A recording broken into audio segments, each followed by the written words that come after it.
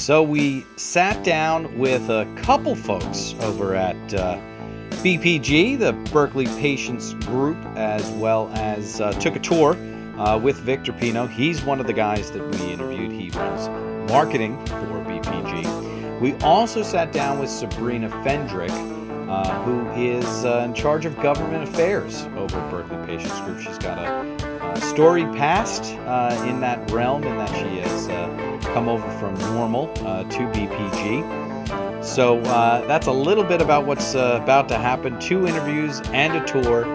Enjoy. Whatever. And so, wait a second. So this, who is this that's walking in? So this is Sabrina Fendrick, the illustrious and amazing Sabrina Fendrick from BPG as well. She is our Director of Government Affairs. Okay. But I'll let her introduce herself. Fair enough. All right, so we'll just switch seats, I guess, is what we'll do. So, Director of Government Affairs, Victor's been going through how, basically your job is the most important one right now at BPG. Well, Yeah. So we're just getting situated, right? That's sweet. Thank you, Victor. I don't know if that's the case, but I think in terms of the future of BPG, it's definitely the sole focus and what's most important, because how these regulations turn out completely affects how everything else is run and makes everybody else's job possible. So give us some background of what's literally on your desk right over there right now. What are you working on in real time here in the middle of August of 2015? Well, I just got the latest version of AB 266, so I don't even know what number we're on now, but the legislative session is out of recess on Monday. So it's been a little quiet for the last few weeks, but now is, starting Monday, it's balls to the wall for the next month of just, getting these amendments in, seeing what's going to happen, if it's even going to pass, if the Senate bill is going to be merged. All of that. So I'm looking at your eyes, and you literally don't have a sense of which way it's going to go. Your job is whatever happens, I'm on it. Well, I like to try to help advise on, which way it's going to go, and bring attention to certain issues that I've noticed that I've seen other people miss maybe because there's a lot going on, and have been in a bit of an advisory role for CCIA and doing a lot, working very closely with them right now. Excellent. And I was actually just with Hezekiah Allen and Juliana Carella last night, as a matter of fact. Oh, awesome. Love those guys. So, it's your job to advise and your job to kind of pick up on what maybe other folks haven't seen. So may I ask you your personal opinion of what you're looking at and where you think things are going? Well, what we're looking at is something that the first of its kind ever, and nobody knows what the future holds and what is going to bring. This is new territory for everybody. Yeah. And it's historic and exciting, but to be able to truly say, I know where this is going, nobody really knows. I think there's certain general principles and policy positions that are going to be instituted. The sort of nuances of that have remained to be seen, although they're trying to shove a lot of them into 266 right now. But, then you have the initiative coming up in 2016 in November, and so I've been working on that as well. So before we get to 2016, let's do 266. And just to give you background, there are definitely industry folks that listen to this. There are also folks that are from outside of the industry that are listening to this. So can you shorthand 266 for folks and, what is going to start on Monday?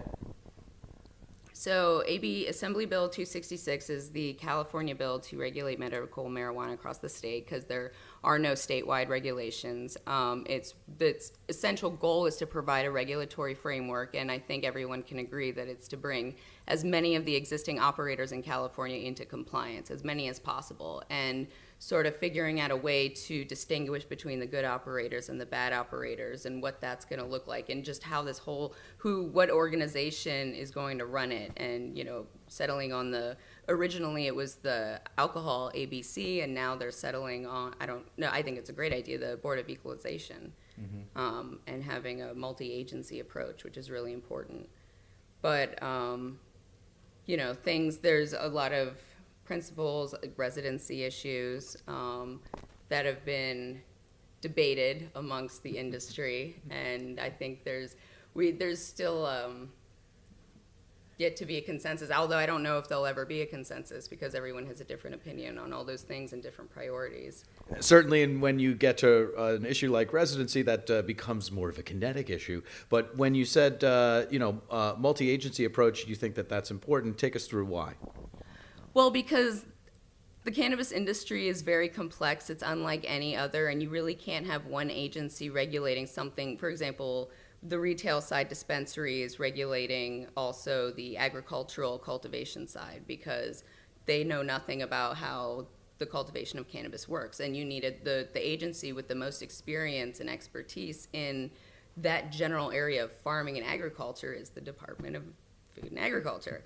So, they're the ones that are best equipped to handle that sort of regulation and creating a framework for that. Mm-hmm. And that would be unique from Colorado and Washington. Yes, it would. Mm-hmm. So why do you know so much? What were you doing before this job? Well, up until January of 2015, I was working at National NORML, the National Organization for the Reform of Marijuana Laws. I was there for about 7 years and in various roles. I guess some people might be familiar with the NORML Women's Alliance. That was one of my big projects that I founded while I was there, and did a lot of work with that and women's outreach, and was also chapter coordinator. So I worked with a lot of the states on these issues. I've never been able to dig into a state as directly as I have now, but so worked with a lot of different regions and wore many hats. And we've had some former NORML folks on. Give us a sense of what it was like inside for those 7 years. It was endlessly fascinating. That's a political answer. You understand that? So let's just keep. My job description. Indeed. So let's keep going though. What were you doing before NORML? 7 years, but before that, what were you doing? Before that, I spent a year in between college graduation and NORML. So I graduated college in 2007. Spent a year finding myself and doing whatever, and then moved back home. I was from Washington, D.C., so I moved home to D.C. and was looking for a job. I was really passionate about the cause. In college, I wrote my senior thesis on it and was just, to the point where it, really frustrated my friends and family. I was absolutely obsessed. So I was lucky that my mom lived there. I went and moved in with my mom and looked for jobs. And my first job in the marijuana movement or industry actually is at the Marijuana Policy Project. Look at that, MPP. Yeah. And so Rob Campion, who else was around at the time? Oh, it was the old crew. Let's see, there was Aaron Houston was there. Oh, sure. I think Steve Fox was there. Well, Steve Fox will always be there. Right. And then this was 2008. Okay. So it was. Yeah, I feel like your memory isn't that great. Well, that was the beginning of my transition into I was 22 years old. I see. Okay. Fair enough. We've pulled and tugged enough here. I think we get what you're doing. We know that it's difficult. You're working very hard.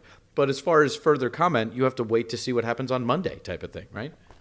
Well, we know that there's a hearing on Monday in the Appropriations Committee, and that's one of the next big hurdles.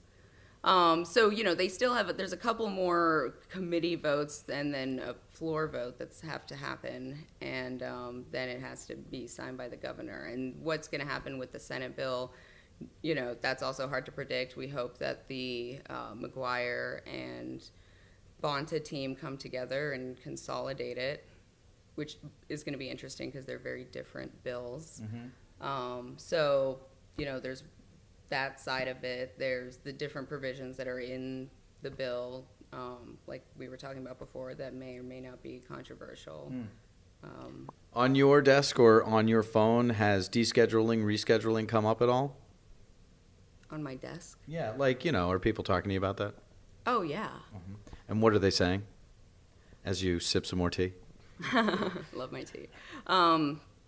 Well, it's actually really heartwarming because I'm hearing more and more people start to say deschedule, which is the right way to say you don't want to reschedule. You want to deschedule. And so when I hear people say reschedule, I always have to educate them on it. But I don't know if it's because I'm just surrounded by a lot of cannabis activists and reformers and industry, or it's just more people are getting educated. No, I heard somebody, it was just a regular pundit on some news channel say deschedule. There you go. Yeah. And so Rob And Camp. the New York Times editorial last week. Good. And so Rob Campi had told me directly, Schedule 1, obviously that's where we are. Schedule 2, that's a no-go. Schedule 3 is better than Schedule 2, but really it's deschedule. And can you tell us why he said that to me? Well, Schedule 1 is the schedule that they say is most dangerous and has no medical benefit, and heroin's in there and marijuana's in there, as everyone knows. Not everyone, this audience, it sounds like, knows. And Schedule 2 is a one tier less. It allows for certain medical research and includes drugs for medical purposes. So a pharmacist can only prescribe a Schedule 2 drug. Cocaine and certain kinds of opiates in different pill forms are allowed to be dispensed. So Schedule 3 is a little looser. I think Schedule 3 is more like Tylenol, homeopathic medicines. And so that's, if you had to pick one, that's the one that you want. Because you keep it in Schedule 2, you can never actually regulate it and legalize it for retail use and adult use. So that would be an issue for the industry. Yes. And the movement. Right. Indeed. I see those two things, those words as synonyms. I know that not everybody does. Fair enough. Yeah. All right. So then descheduling then does away with all of these issues. Not to mention penalties and arrests and all that. Right. I think that's the most important human critical aspect of the whole thing. That's how I got into it. But I don't think that we're not going to be able to achieve that goal until we can get the industry under control. Because once you get the industry under control, you can start to show the country and the world that, these policies work, the sky hasn't fallen, which in turn is going to achieve our ultimate goal of social justice and stopping these arrests. And there you have it. And so there you have proven your gumption, if you will, which you have, and I appreciate it. And so here is the Victor Pinho part of the conversation over at Berkeley Patients Group. Enjoy. Victor Pinho. Okay, so we're in the BPG, the Berkeley Patients Group, I guess headquarters. This is an office. Yes, this is an office somewhere in an undisclosed location in Berkeley. Fair enough. It is definitely in Berkeley. It is definitely in Berkeley, yes. And that's all we need to know right now, I think. So, we're with Victor Pinho. There are no truth to the rumors that you're a sommelier, right? Recovering sommelier. No, that's 100% true. No, just kidding. I actually am the marketing director marketing communications director for Berkeley Patients Group here in the East Bay of California, the San Francisco Bay Area. So Berkeley Patients Group, most people listening to this know exactly what that means. But do you want to give us the overview? How would you put it in your Marcom speak? Berkeley Patients Group is the nation's oldest continuously operating medical cannabis dispensary. We've been doing this longer, harder, and more intensely than I guess most of our competitors that have been on the docket for less than a few years. I mean, we've been fighting the federal government. We've been, pushing the envelope of what it means to be a quality cannabis establishment, a quality medical cannabis establishment. And we are the industry leaders. We are focusing our efforts right now very intensely on compliance and making sure that we are the business that the city of Berkeley and the state of California needs us to be. Perfect. And that is what will certainly bring you through. So let's kind of put Berkeley Patients aside for a minute and make sure we know who Victor is. You haven't been here forever, right? You didn't grow up here at Berkeley Patients Group. No. I actually I have a long relationship with marketing and communications, but it's really in the world of healthcare marketing and communications. So I started my career after bright-eyed, bushy-tailed graduate of the University of Maryland, College Park. I came out and started working in consulting. I mean, I started working in business process consulting, Six Sigma, lean process management. So all that world kind of spun off into an interest in consulting, and I did that for a little bit, and then I got my big break with a Blue Cross company, Blue Cross Blue Shield of New Jersey, and I started working there as a communications specialist, young kid, out of college, and doing the best I could to learn the ins and outs of marketing and communications. Spent some time there. Eventually took a break for the West Coast, made a transfer to a blues company in California, and was there for a few more years, and did a lot more marketing and brand management and things of that sort. And after that, I took a jump to another smaller company. When that didn't work out, I was knocking on Berkeley Patients Group door for an interview, and through that whole experience, I ended up acquiring the role of Director of Marketing and Communications here. Okay, excellent. So just want to kind of track that progression for a second. You did bring up New Jersey, and so I just want to make sure that we know where you were born.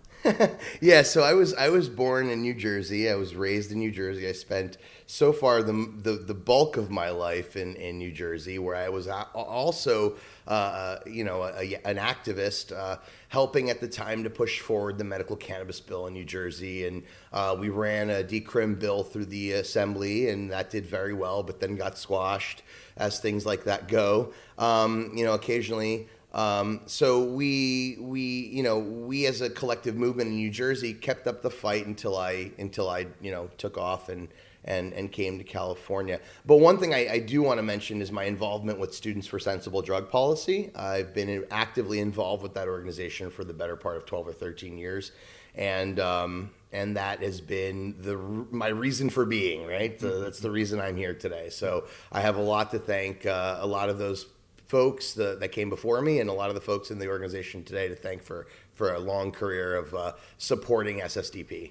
Sure, and we've had Chris Crane on. We've had Betty Aldworth on. Certainly, when were you when were you extremely involved? Who is running the shop? Okay, so actually, Chris Crane and I have a very interesting relationship because I was an intern for him back in his normal days. When I was at the University of Maryland, College Park, I worked for a couple semesters at the national headquarters for Normal in Washington D.C. with Keith and Alan and those guys, and Chris was held a director position over there. So I interned with him back then, and so I kind of started working with SSDP shortly thereafter, and Chris took his executive position over there, executive director position over there. So that's kind of really where it starts. But even before Chris took that role, I was already getting involved with that. So yeah, it was it's what shot me into the position that I'm in today. Really, in one way or another, SSDP is the organization I have to thank for that. Yeah. And did you come west, you know, with cannabis in mind? I know you mentioned you were still out of industry when you made your way over. Right. I mean, I knew that there could be potentially a future for me in cannabis. I mean, I was an activist at the capacity of with SSDP as a New Jersey chapter coordinator, as just an active alumnus of the organization. I came out here and knew I had a stable gig in the health insurance industry, but I knew that I wanted to get out of that eventually. Didn't know what direction that would take me, if it was a small startup or whatever, but I ended up finding the perfect fit here, if you will, at BPG. And you said you came knocking at the door. I don't know how much of that was wordsmithing, or if you actually did say, I want a job with Berkeley Patients Group. I mean, I personally, I thought Berkeley Patients Group was the best place for me. I thought that the culture jibed well with the person I am and the person I want to be and the person I want to grow into. So I thought that this was the place that that was right. And so through a couple of serendipitous connections, I ended up interviewing here for that role, and it was available, and I was offered it. So. Okay. And so, oldest dispensary. If you can you give us the tentpoles of the history of Berkeley Patients Group, because it's an important institution for the industry. So Berkeley Patients Group started 16 years ago, and before Berkeley Patients Group started as an organization, as a thing, as an entity, there were people that came before Berkeley Patients Group, and that helped kind of pave the way for what this organization and this industry and this movement are today. Folks that come to mind are Debbie Goldsberry, Jim McClellan, one of our directors here, Etienne Fontaine. He is still an active, outspoken individual here in the organization for the movement. And, we are, there are so many people who came before Berkeley Patients Group that need to be, tribute needs to be paid to them and homage needs to be paid to them, because really, if it were not for their work in organizations like CAN and, the early, the Brownie Mary revolution, the AIDS crisis, that really was where this industry was born. If it weren't for those things, Berkeley Patients Group couldn't have existed. The tentpole history is basically that Jim McClellan, Debby, and a few other activists came together to provide medicine and quality access to medicine. And that's where this place shot off from. And ever since those very early beginnings, we've kept that quality at the focus, and we've kept driving quality to where we thought the industry needed to be. And so that really is the basis, the foundation that you build, that we built, that the Berkeley Patients Group was built on, that we continue to build on every day, keeping the patients at the focus. In addition to additional history, I mean, there are other people better suited to tell you that history. I've only been here for a little over a year, but in the time that I have been here, I can speak to the fact that this organization is really doing a lot in the way of keeping that original, that focus that they set out with at the very beginning, the early founders set out with at the very beginning, to keep the patient at the very heart of everything we do. That is really, I think, the basis and the platform on which we stand today. And we'll come back hopefully and talk to others about that history and how cannabis as medicine really did start with providing medicine to AIDS patients. So we'll come back on that. But you mentioned that the focus of the organization is really to be the best partner to the city, and for the city to see you guys as a good partner to them, kind of both ways. So the idea behind Berkeley Patients Group that we carry through today is being, of course, in compliance. the state regulatory structure that we lack here in California is what's keeping us in the crosshairs. And I think that when we came together with the city of Berkeley to craft the regulations, we are being a partner. We're a voice at the table, and I think when we do those sorts of things, it shows the powers that be that we are playing by a set of rules. That being said, I think that it's not a solution to the problem here in California. I think California really seriously needs to address its lack of regulatory structure, and I think going into 2016, we'll see some effort at that. But I think that being driven by a quality standard, being driven to a standard of quality and regulations and all that. I think that's critical and tantamount to making sure Berkeley Patients Group continues being the longest continuously operating dispensary in the nation. Absolutely, and you bring up the state of regulations as they are today. It's August of 2015.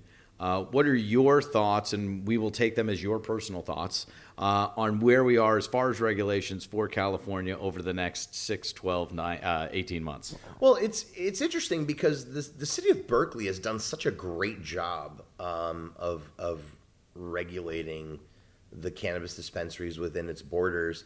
And I think that while the Berkeley model may not be perfect for all of California, it certainly works for Berkeley, and it certainly keeps things in order and orderly here in Berkeley.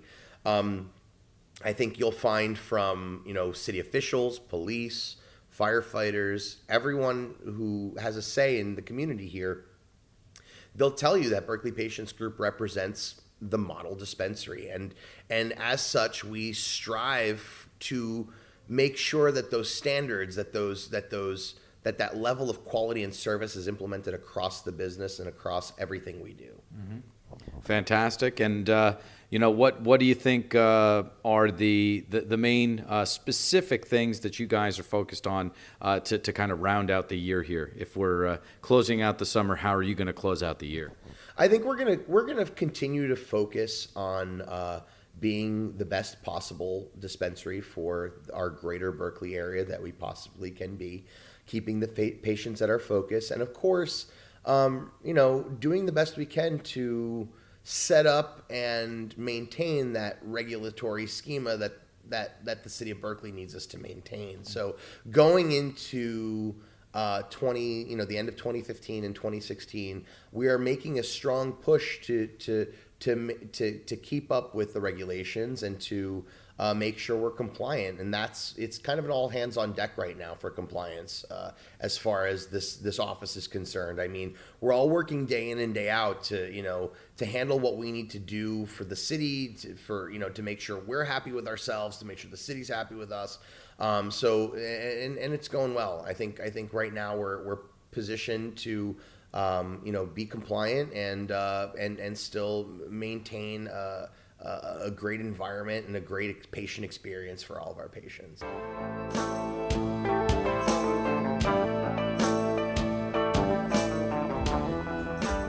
Yeah. All right. So we are now outside of Berkeley Patients Group with Victor. Hello again. And it's I wouldn't say it's nondescript, but it's certainly not descript. Right. I mean, we have rules that the city of Berkeley requires us to follow regarding signage and things like that. So you'll notice that the front of the dispensary is just signs. We're ADA compliant, so we have a handicap accessible sign. We have documentations required for entry posted right on the front. That's a City of Berkeley requirement. We have our Prop 65 warning because, of course, according to Prop 65, we have to post a sign that says that this area contains a chemical known in the state of California to cause cancer, which blows my mind every day I walk past this sign. The opposite. Right.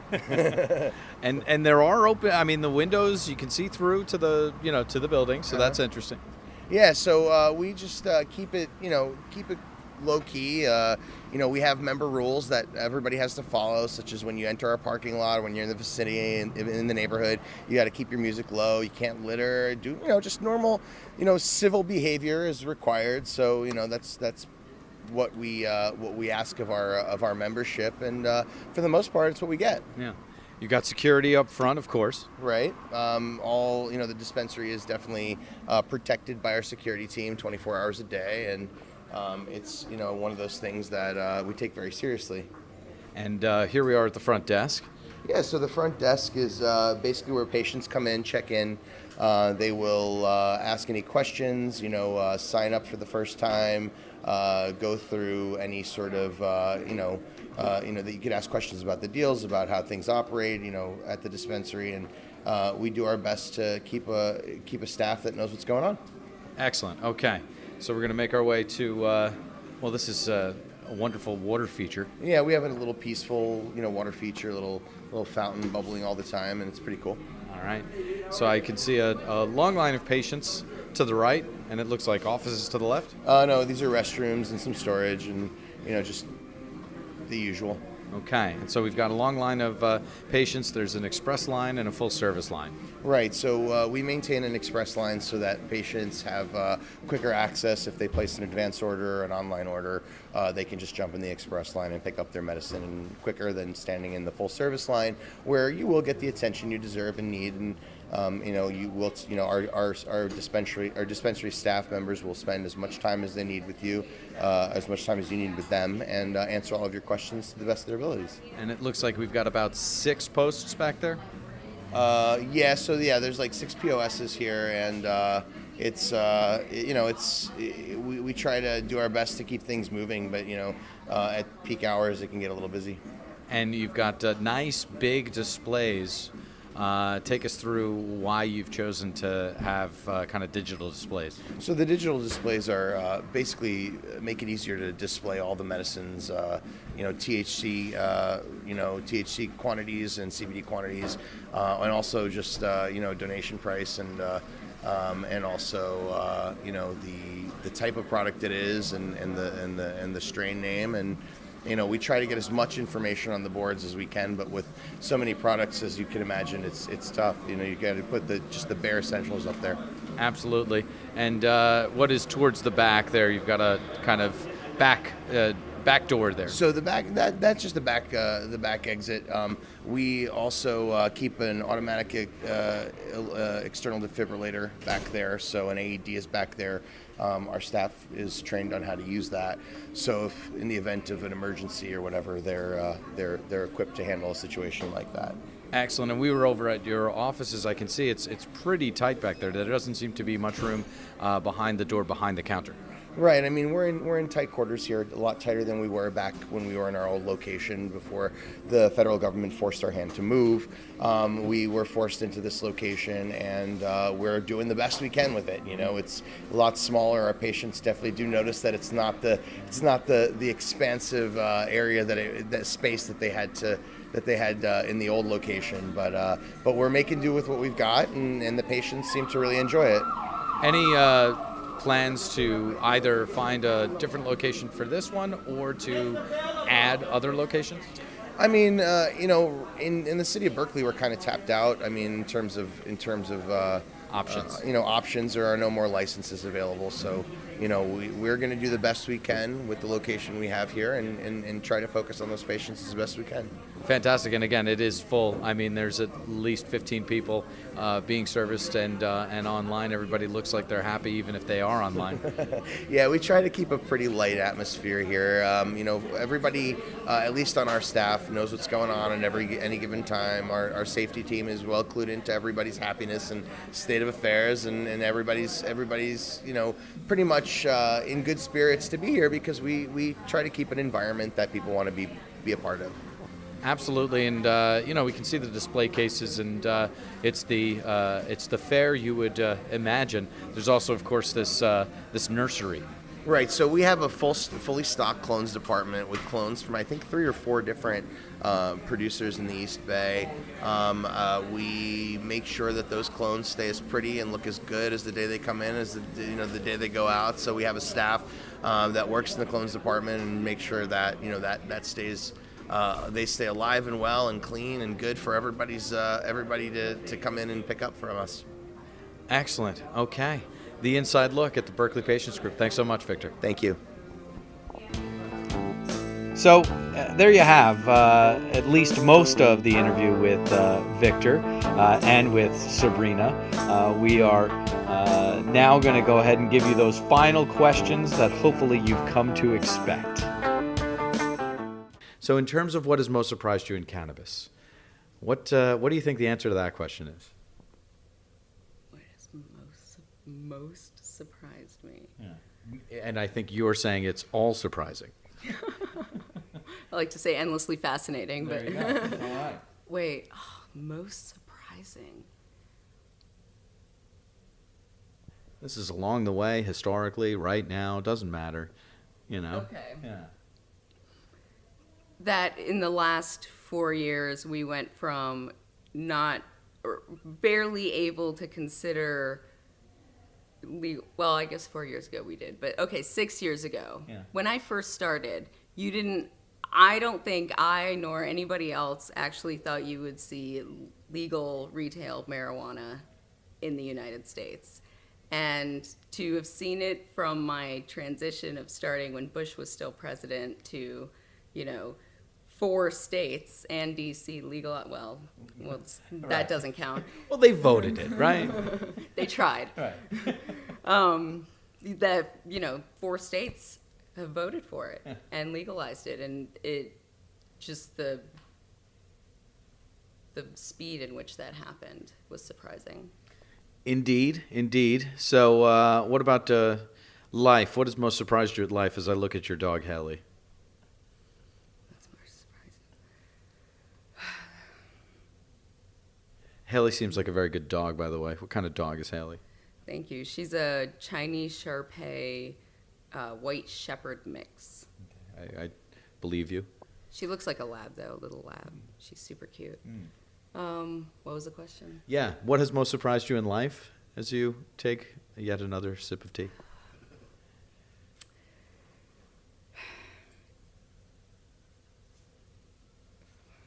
What has most surprised me in life? That it's constantly surprising. Okay, fair enough. I appreciate the bail with, like substance, Like you bailed, but it was substantive. All right, so... It's Friday. Yeah, no, exactly. It's Friday somewhere. So going back to the first of the last 3 questions, what has most surprised you in cannabis? You've been around for a while knowing that you've got those SSDP roots. The most surprising thing, which comes at almost no surprise, is just the amount of innovation.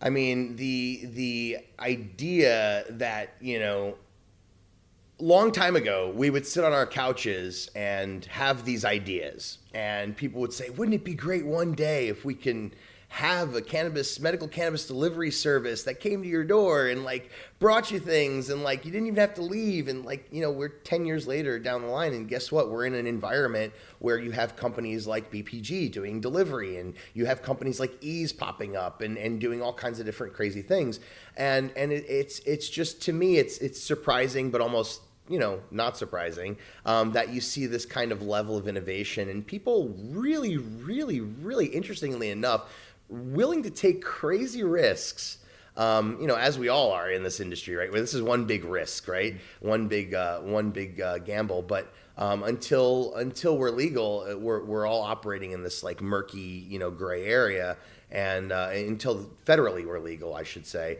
But yeah, it's interesting because it's surprising to see people coming out of their shells and doing crazy, amazing things. Yeah, it is. It's quite a ride, and we're definitely in a different place than we were even 6 months ago.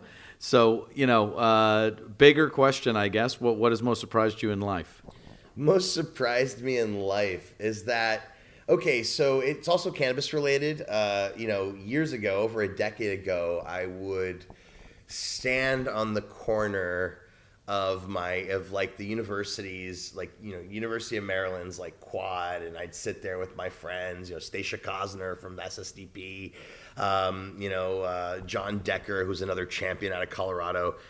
We'd sit there and we'd yell at the top of our lungs, legalize cannabis, legalize cannabis. And people would just walk away or veer the other direction or cross the street, and people wouldn't, we were the crazy ones, right? And here we are a decade later, and we've got the support of everyone really in politics. And nowadays it's political suicide to not support our cause. And we've got the wind at our backs, and those kids that used to stand on the corner at the University of Maryland screaming about legalizing cannabis are not so crazy anymore, are they? So that's been the most interesting kind of thing that surprised me in my life, is that watching the tides turn while I'm kind of in the middle of it. You know. And it's not that long. It's not that long of a time period, without question. It's a big 180 in a short amount of time. Right. And following those two questions, the final question, their soundtracks to their lives, or the track which is the soundtrack to their life? The most important track, perhaps, is Queen's, none other than Queen's, Don't Stop Me Now. You're totally catching me off guard. I'm in marijuana debate mode, and you're getting all personal on me. Well, I mean, you could just go with, no one has gone with Peter Tosh's Legalize It, right? That makes sense here in California. Oh, okay, I got it.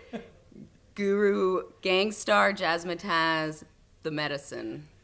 Look at that, with a flourish at the finish. Thank you so much. Thanks. It's been awesome. And so there you have it. Sabrina Fendrick, Victor Pinho, and the tour of the Berkeley Patients Group. Get ready for the next few episodes. We're trying to switch things up in terms of the way that we present these things. Let us know what you think. Thanks.